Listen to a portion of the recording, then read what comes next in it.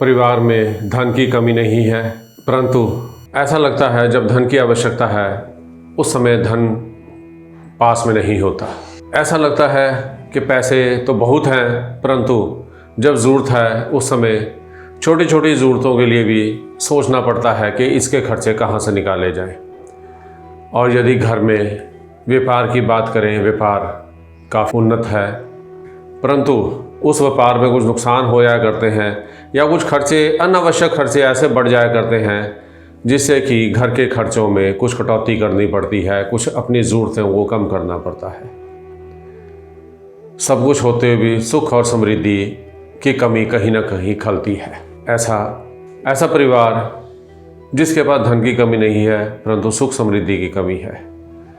पैसा होना और पैसे का सुख होना दो अलग बातें हैं। पैसे का सुख और पैसे से सुख, These two things are different। ये दोनों बातें अलग हैं। ये आवश्यक नहीं है किसी के पास पैसा है तो उस व्यक्ति के पास पैसे का सुख भी होगा। मेरी पुरानी वीडियोस को मेरे चाहने वालों ने काफ़ी प्यार दिया है, उन्हें काफ़ी पसंद किया जा रहा है, देखा जा रहा है, और मुझे फ़ोन कॉल्स भी बहुत आ रहे हैं कि आप कोई जनरल सा उपाय, कोई साधारण सा उपाय बताएं जिससे कि परिवार सुख और समृद्ध हो जाए। अब किसी के पास कुंडली नहीं है, किसी को इन बातों पर विश्वास नहीं है, कई लोग ऐसा मानते हैं कि ज्योतिष कुछ भी नहीं है। मैंने पहले भी अपनी वीडियो में बताया था कि हम सब ग्रहों के अधीन हैं, ग्रहों की मर्जी के बगैर कुछ भी नहीं कर सकते, एक कदम भी नहीं चल सकते। अब जो व्यक्ति चाहते हैं कि हमें बगैर कुछ किए सुख समृद्धि की प्राप्ति हो जाए, उनके लिए मैं आज एक विशेष वीडियो बना रहा हूँ। छोटे छोटे उपाय जिससे जीवन बदल जाए, जीवन आनंदमय हो जाए। श्रृंखला में मैं प्रवीण सिंह तिरहन आप सबका स्वागत करता हूँ, आपको नमस्कार करता हूँ और आशा करता हूँ आप लोग सब अपने घर में ठीक ठाक होंगे, स्वस्थ होंगे, सुखी होंगे और धन धान्य से भरपूर होंगे। आज की वीडियो एक ऐसी वीडियो है जिसमें आप अपने घर के रख रखाव को उसमें थोड़ा सा बदलाव लाकर आप सुख और समृद्धि पा सकते हैं। ये वीडियो का आधार वास्तु रहेगा। मैंने पहले भी अपनी वीडियो में बताया था कि वास्तु हर एक इंसान को एक ही वास्तु रास नहीं आता, हर व्यक्ति के ग्रहों के अनुसार उसके मकान का वास्तु किया जाता है। आपका यदि ऐसा मानना है कि there are the universal rules for the vastu, उत्तर पूर्व मकान, उत्तरमुखी मकान या पूर्वमुखी मकान हर किसी को रास आ जाएगा, ऐसा नहीं है। आज इन बातों पर चर्चा नहीं करेंगे। कुछ ऐसे हल्के फुल्के बदलाव या कुछ रख रखाव के नियम जिन्हें आप सुख समृद्धि के नियम भी मान सकते हैं कि सुख समृद्धि प्राप्ति करने के ये नियम क्या हैं, इनके बारे में मैं आपको बताता हूँ।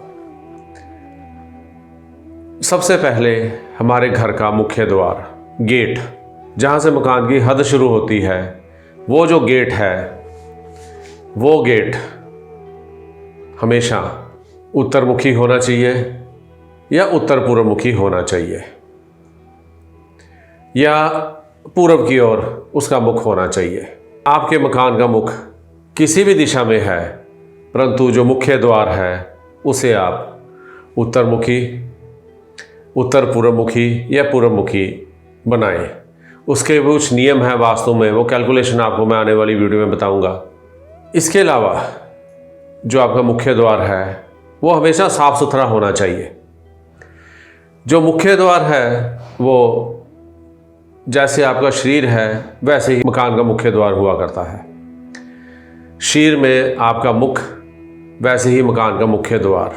मकान का मुख्य द्वार मकान का मुख माना जाता है, उसका सर माना जाता है और उसका दिमाग माना जाता है। यदि ये गंदा होगा, खराब, अस्त व्यस्त होगा, उजाड़ सा होगा, तो ऐसे ही घर की हालत होगी। जैसे आपका मुख बुझा बुझा सा है, दिमाग काम नहीं कर रहा किसी वजह से, इस प्रकार मकान का मुख होता है और वो वैसा ही फल मकान में रहने वालों को दिया करता है। मुख्य द्वार की बात होगी। इसके बाद जो छत है वो सर है। मुख्य द्वार भी सर से संबंधित है और छत भी सर है, सबसे ऊपर का हिस्सा। यदि आपके सर पर फालतू में बोझ रख दिया जाए, पड़ा रहे वो बोझ जिसका कोई इस्तेमाल नहीं है आपके जीवन में, तो आप क्या करेंगे? वैसे ही आपको कैसा लगेगा? वैसे ही मकान की छत है, जो मकान का सिर है उस पर कोई कबाड़, खासकर जंग लगा लोहा और बरसात में भीगी लकड़ी ना रखें, नहीं तो उस मकान में रहने वाले परिवार के सदस्यों के दिमाग में भी जंग लग जाएगा और जैसे गीली लकड़ी के नीचे कई प्रकार के जीव कीटाणु पैदा हो जाते हैं, ऐसे ही कई प्रकार के बैक्टीरिया, कई प्रकार के जीव कीटाणु उस व्यक्ति के दिमाग में पैदा हो जाएंगे जो कि नुकसान करेंगे। इसके अलावा जो मकान का उत्तर पूर्व भाग है उसमें गंदगी बिल्कुल भी ना रखें, क्योंकि ये देवताओं का स्थान है। यहाँ यदि घर में कई लोग मंदिर बनाना पसंद करते हैं या पूजा पाठ करते हैं तो वो इस भाग में करते हैं। इस भाग में गंदगी ना रखें और इस भाग में, विशेषकर इस भाग में भारी सामान नहीं होना चाहिए। मकान की उत्तर दिशा में सफ़ेद रंग की रोशनी वाला या हल्के नीले रंग की रोशनी वाला बल्ब लगाएं। अब एक और विशेष, हमारा जहाँ दिल करता है, जहाँ हमें लगता है कि घड़ी में समय देखने में, जो वॉल क्लॉक होती है उसका समय देखने में हमें सुविधा रहेगी। जैसे घर की स्त्री है, घर की गृहिणी है, वो रसोई घर में काम करती है, वो ऐसा सोचती है घड़ी को उस दिशा में लगाया जाए, उस दीवार पर लगाया जाए, मुझे रसोई घर में काम करते हुए समय देखने में सुविधा रहे। उनको दिशा से कोई मतलब नहीं है, जहाँ सुविधाजनक लगता है वहाँ वो घड़ी लगा दी जाती है।